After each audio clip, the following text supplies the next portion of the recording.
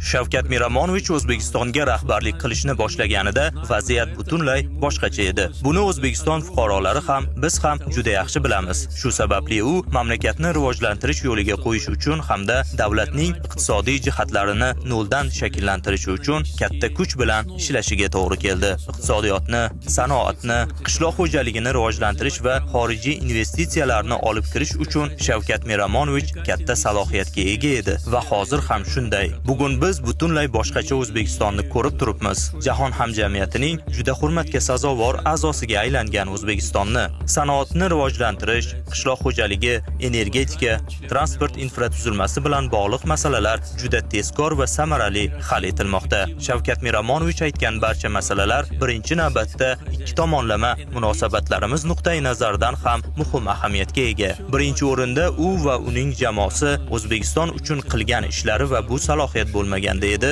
birorta hamkorlik loyihasini amalga oshirishning imkoni bo'lmasdi. Zero Shavkat Miramonovich O'zbekistonni boshqargunga qadar bizning davlatlar o'rtasida biror bir hamkorlik bo'lmagan.